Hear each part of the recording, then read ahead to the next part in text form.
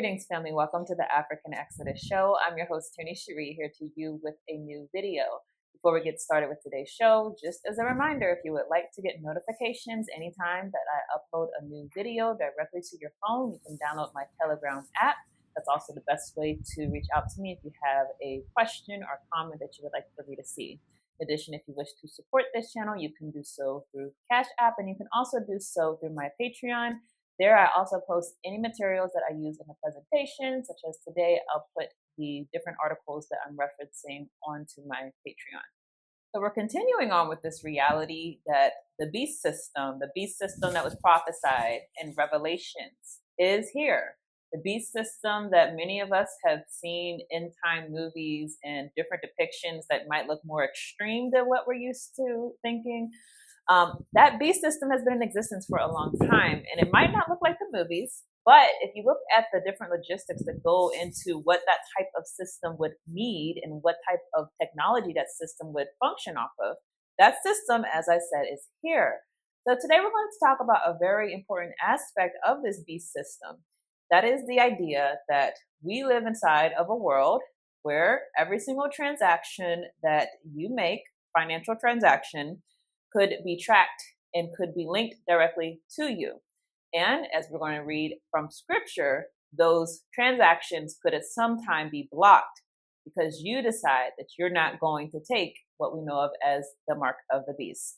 So let's go right to scripture. We're going to Revelation 13. So it says, and he causes, talking about the beasts from the earth, he causes the small and the great, the rich and the poor, and the free and the slaves to be given a mark on their right hands or on their foreheads. And he decrees that no one will be able to buy or sell except the one who has the mark, either the name of the beast or the number of his name. Here is wisdom. Let him who has understanding calculate the number of the beast, for the number is that of a man, and his number is 666. This scripture to me just shows the power of prophecy, the power of the word of Yahuwah, because it's so specific in a way that the Apostle John, who wrote this letter of Revelations, could not have possibly understood. He lived in a time where there was no such thing as digital. Understand? He lived in a time there was no such thing as computers. There's no such thing as BMO or CashApp. None of that existed. He lived at a time where currencies were pretty much made out of coin. We, however, can see this type of technology in real time. So already, obviously, many of us are using different types of digital currency. For example, I myself make donations through Cash App. I myself make online transactions, go online shopping. Pretty much everyone, I would assume, watching this video who has a computer, you probably make some type of digital transactions.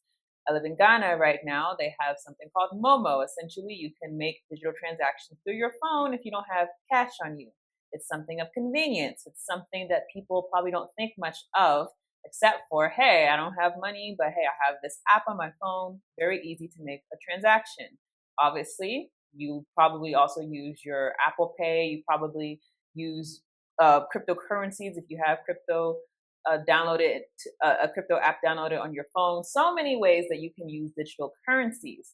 However, there will be a day coming very soon, as I'm going to read some articles with you, where there will be no option but to make a purchase digitally. And that day is coming very soon. So before we get into the meat and potatoes, I also want you to just see this visual. This is from the magazine The Economist. And this magazine, in my opinion, is probably ran by Masons or the Occult because they have a knack for predicting certain things. And if you look at the actual magazine cover, so it's very interesting. This was put out in 1988. 1988, where obviously there was no digital currencies really, right? And you see that this is a phoenix. Now, if you don't know, on the dollar bill, and I believe I did a video where I had parts from a documentary, a very good documentary, The Eye of the Phoenix. Definitely recommend that you watch that documentary. It's free online, and I'll see if I can find a link to that to also post. But on the documentary, they actually go into the history of the US dollar. And obviously, in the US dollar, you have a bald eagle. But originally, it was not supposed to be a bald eagle on the US dollar. It was actually supposed to be a phoenix. And even the trade off of using the bald eagle in the mind of the people who we know were Masons, right? Who were founding fathers of America. Whenever they created the seal, the presidential seal, they understood it to still be a phoenix, even though they were going to depict it as being a bald eagle, right? So it's very interesting. This is a phoenix bird. What's also interesting about the phoenix, obviously, if you're familiar, I believe it's Greek mythology that the phoenix bird would essentially kill itself, self-destruct, explode, but from it would come a new creation, right? This idea that you're going to destroy something in order to create something better. That was put on the US dollar, something that represents the idea of destroying something in order to create a new thing that was going to be superior, or actually to the purpose of what the instrument was for. So this is a phoenix. Think about it. On top of US dollars, the US dollars are burning. On the head of the phoenix, you see a fleur-de-lis. Very interesting symbol. Fleur-de-lis represent the Babylonian trinity, Nimrod, Semiramis, and Tammuz. You don't know. And so you have this fleur-de-lis on the head of the bird. And if you look at the little coin that's around his neck, you will see that it says T Phoenix in 10 cents, and it says 2018. So 2018, obviously, by that time, we were moving towards a digital currency. By that time, you have Bitcoin, for example. And this was put out in 1988. So what were they predicting as far as the fall of the US dollar, which has been happening gradually over time, which we come closer to every day? You hear about the US dollar weakening and other countries looking for an alternative to the US dollar being the reserve currency of the world. So what were they seeing? What were they predicting? Those are all things that for you to consider. And also, obviously, the most bold proclamation, get ready for a world currency. So let's talk about CBDCs, the central bank digital currencies that are being proposed all over the world as we speak. So the most updated figures that I saw from the World Economic Forum, and if you're not aware, the World Economic Forum is one of the partners with the United Nations in the implementation of the Sustainable Development Goals. So remember, we went through the Sustainable Development Goals and talked about the United Nations as an instrument, the conduit of the beast system. And the United Nations basically solicited help from the World Economic Forum, which is a yearly or twice a year meeting with a bunch of billionaire, powerful people or world leaders, where they all come out and plan things for the world, plan the economies, plan the policies, basically lay out what they want to see happen within the near future. Now, they are very pro cryptocurrency, as you will see from the article I'm about to read. And they also now have put out a figure. It says 98% of the global economy's central banks are researching, piloting, or deploying central bank digital currencies. So that's very extreme, if you know, because literally, I think just a few years ago, it was 90%. Then it was just, I think a year ago, 95% of countries. Now we're at 98% of countries are working on having a digital currency of some type. You see, obviously, there's not even a discrimination from poor countries and rich countries. You might wonder how poor countries could be implementing this. Well, there are rich investors who come from outside of those poor countries who offer them all types of loans or offer them all types of grants. If you do what we want you to do, if you adopt this currency and make it digital and do it the way that we want it to be done, many times done as a pilot program, but ultimately because they do want there to be a world digital currency. Okay, so let's go to this article. I want you to understand that this is imminent. This is not a question of will it happen or will it not happen. This is imminent. And if you understand that, then you can understand what we as the body of Yahusha have to be doing strategically to understand that this thing is not going to possibly happen, but it is going to happen possibly within the next few years.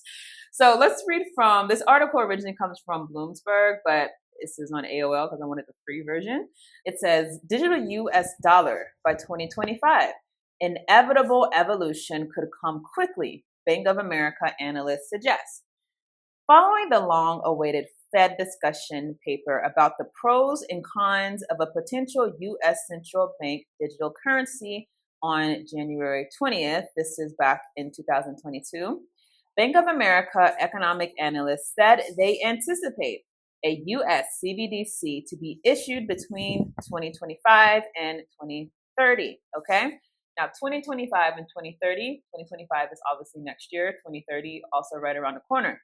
Bank of America, probably the biggest bank in the United States, and correct me if I'm wrong, I believe it's the biggest bank in the United States, I believe it's the most powerful, but again, correct me if I'm wrong, even if it's not the most powerful, major player bank, right? So Bank of America is predicting between 2025 to 2030, basically within the next 5 years, they will have had in place the necessary things to implement a completely digital cashless society in the United States. They say our view remains that CBDCs are an inevitable evolution of today's electronic currencies, although the report implies that the Fed has not committed to an eventual CBDC issuance and will not issue one without support from the executive and Congress. The BOA strategists Ilkash Shah and Andrew Moss wrote in a January 24th report that a U.S. CBDC would differ from existing digital money available to the general public because it would be a liability of the Federal Reserve, not of a commercial bank, and would therefore have no credit or liquidity risks. So something to emphasize here is that right now, as far as the current Congress inside of the United States, there is a lot of pushback because of the well-known, push for CBDCs, and a lot of particularly Republican-based voters are not happy about that. And because of that, there's been pushback. So the Fed chairman has put out this report saying, well, this was what could happen if we have a CBDC, and was questioned and basically said, well, we're not going to do anything unless we have the support of Congress and the president, right? And right now, particularly, again, Republican voters are not trying to see that happen. So there has been no immediate push in the here and now to have a U.S. CBDC that we see on the legislative record. Now, does that mean that this is far away? No. If you understand how things operate as far as the world system, all you really need is an emergency, right? So, for example, could you have ever imagined before the COVID whole crisis, right? Before 2019, all this stuff, right? Or 2020, like before all of this crisis, could you have ever imagined there being a day where all of the world government systems would come into agreement? Hey, we need all of you to take this new type of vaccine. It's called mRNA. And this is the way that you're going to maintain your employment. This is the way that you're going to be able to participate in society. This is the way that you'll be able to go and visit your family at the hospital. This is the way you'll be able to live, right? Could you have ever envisioned that being a reality prior to the pandemic? I definitely could not, especially when you understand the experimental nature of this whole thing. I would never have ever thought that, right? Especially, again, when you see that the major world countries are supposed to be adversaries, but they all got on the same page with this emergency, right? Emergencies give governments power to enforce things, right?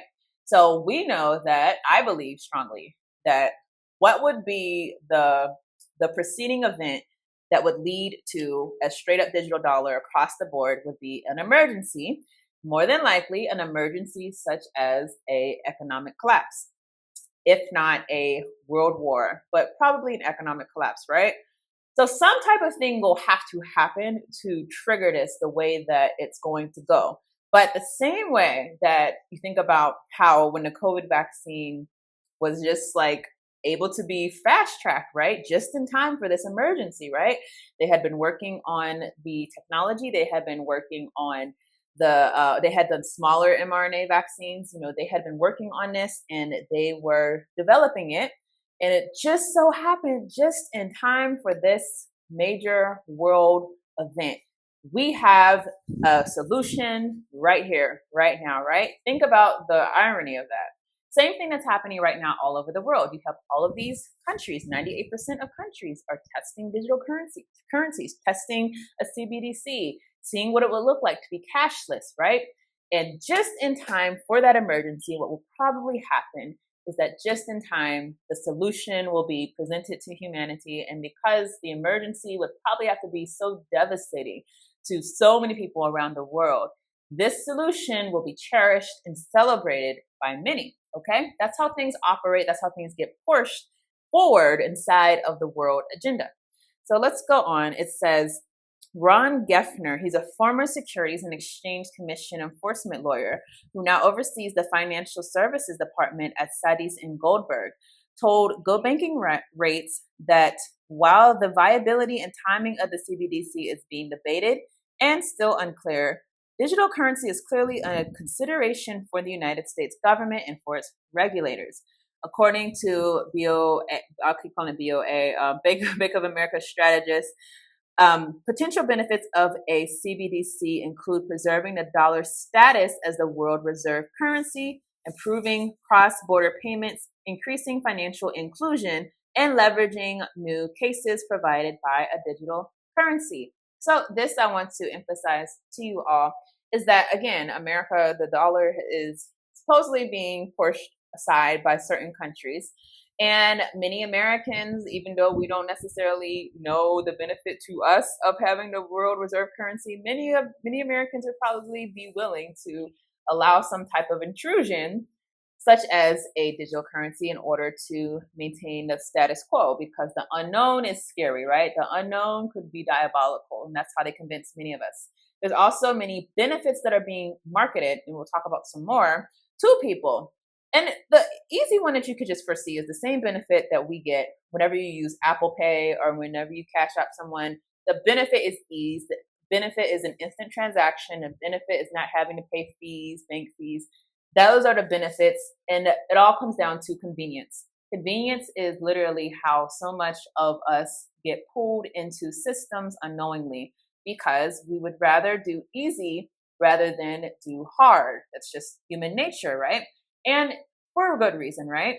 The problem is, though, whenever we know we're being pulled into a system that is going to be so easy, so convenient, right, that it will be almost very hard to resist it. I mean, at some point, you'll probably give in, right?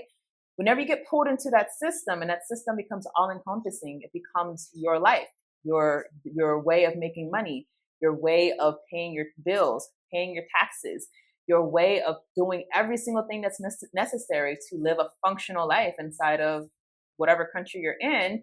Yeah, that's when it's going to be hard to not realize that your entire life is literally under the control of some high up person who could just hit a button or touch their phone and literally your entire life be destroyed.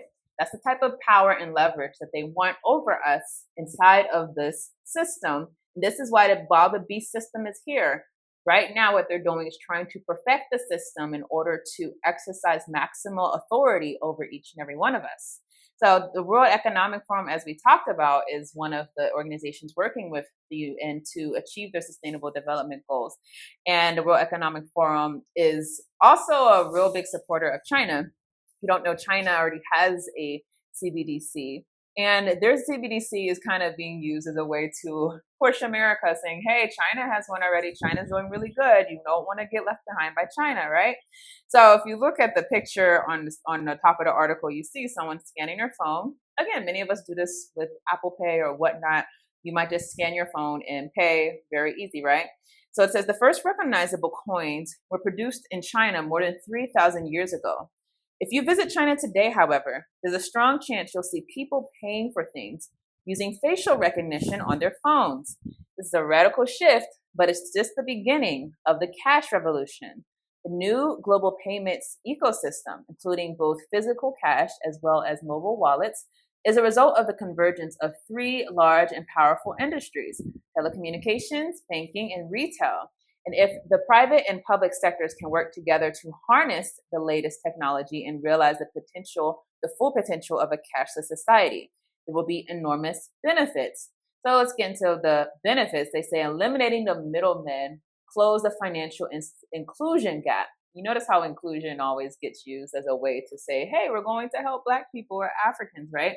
So it says, thus far, the shift is basically a move from physical cash to cash replacements. From private companies involved in processing those transactions, there is inevitably a cost. And that means there is a loss of value when the transfer occurs. This is my vision of a true cashless society, says the writer. There is an exchange of value in its entirety, just like cash, and it requires a national government rather than banks or the like to act as the payment provider, effectively becoming a state-backed utility.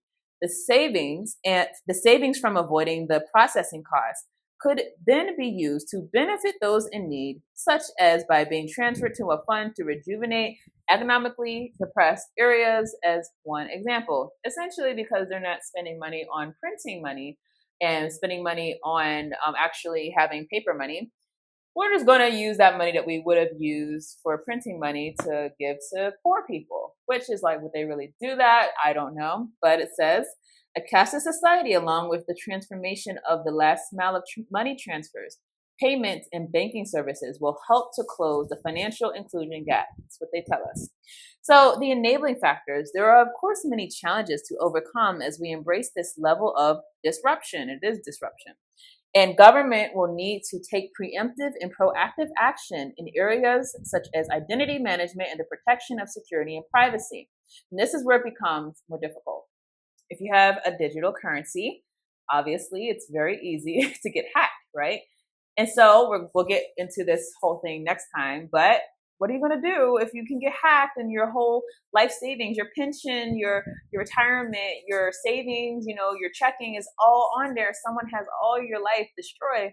Well, then the solution becomes a digital ID, which we'll get into later.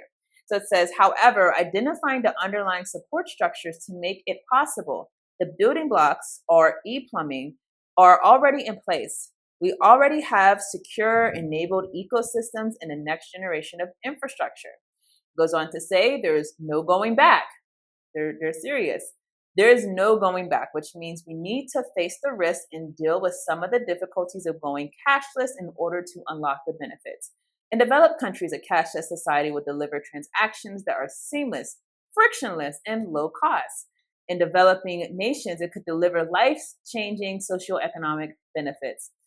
This easily accessible exchange of value will create a more equal world and strengthen the bond between people, regardless of where they live. So what he says is very straight up. This is not going to be stopped. And I want to emphasize that because some people think that calling your legislator or trying to push for laws not to get passed will stop this. No, prophesied it's going to happen. And just as far as how these people work and maneuver, they are determined this will not stop. This will not be stopped. This is going to happen, right? So now that we know it's not just going to happen, but it's going to happen very soon, the technology is there, and all that needs to happen is a global catastrophe that makes everyone surrender to the system, right? So what do you do with that? What do you do with that information? As a believer in the word, believer in Yahusha, you know for a fact that even if it's not immediately, even if it's not within the next 5 years or 10 years, at some point, this exact technology is going to be used against you. It's going to be used to deprive you, to make you hungry, to make you homeless. Like literally. We'll talk about this some more probably next week, but think about how much of your life cannot go without making payments. You can't pay your mortgage, you can't pay your rent. Not just that, even if you own your house outright, you can't even pay your taxes. You can't buy food. You can't pay the utility company for water. Can't pay the utility company for gas. And this is obviously more catastrophic if you live somewhere that's cold. All of your life could be destroyed with this type of technology being implemented. So what do we do? Well, I think first of all, you have to think about all those things I just listed. All of the things in your life that can be destroyed from this system. with that knowledge, you have to look at the resources that the Most High has already given us. When you look at everything outside, this is what the Most High created. When you look at nature, when you look at the water system, these are the things that He created. In what ways can you leverage what He created for you to live off of, so that you are not put in a position where you actually might consider, maybe I will give up my salvation for a convenient thing to do, or maybe I'll actually not give up my salvation. Maybe I'll keep my salvation, but I'll starve. Something that, again, told to us in the Word, is a possibility, and it's going to happen for some people. So these are the things we should be thinking about, praying about, seeking the Most High for, seeking direction in our own lives. We are all different people dealing with different things in different circumstances. What does He have for us individually and obviously communally to prepare ourselves for this fulfillment that is going to happen, as we said, even if it doesn't happen right whenever they're, trying to get their system in place, they really want it in place by 2030, as I've told you all, the technology is there. That in itself should be a warning to you all, that the fact that this exists means that I have to be living differently, living set apart, living in a way where I'm not going to be controlled by these same things, even though other people around me are going to be easily controlled. So that's all I have for this video. Hopefully I gave you some food for thought. But thank you all for watching, and Yah willing, I'll see you all. It's never going to pay its debts. It doesn't have to. Its debts are in its own currency. We can simply print it. The African debt is not in its currency. The African debt is in U.S. dollars. Africa has to earn the U.S. dollars, and the only way it can earn the U.S. dollars is not to be assassinated for growing its own food and becoming independent and doing something that the United States does not like. The principle underlying the foundation of the World Bank is that no country should grow its own food. Africa and the Third World should only grow export crops. To export, in order to have an oversupply of cocoa and other tropical raw materials, to keep down the price, they must buy their grain from the United States or Europe, so that if they do something that we don't like, we can do what America tried to do to China in the 60s. We can sanction them. We can say, we're going to starve you. We're going to not export any grain to you. So owing their foreign debt in dollars means that they have to somehow sell something that the United States wants, not what they want. I think the most evil organizations in the world today are the World Bank and the International Monetary Fund. Problem. Many Zimbabweans think that Zimbabwe is not able to produce food now because of the drought and because farms were taken from white farmers and given to black farmers. That is not the truth. The truth is Zimbabweans are failing to produce because it used to cost a Zimbabwean farmer, a small-scale black farmer in Zimbabwe, 0 cents and just labor to produce a hectare of food. But today, these Zimbabwean farmers were persuaded by companies like Seedco to get rid of their traditional seeds that used to be able to reproduce, and they were given these hybrids that do not reproduce or that continue to have reducing reproduction until they stop reproducing. Now the Zimbabwean farmer doesn't have that seed that can reproduce. So every season, the Zimbabwean farmer must go and buy new seeds. And these hybrids do not just grow, but they need fertilizers and chemicals to make them grow.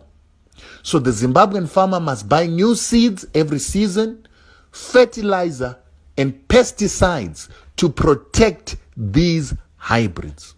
So now to produce a hectare in a village costs a farmer nothing less than $250 to buy the seeds together with the fertilizer for him to grow the food.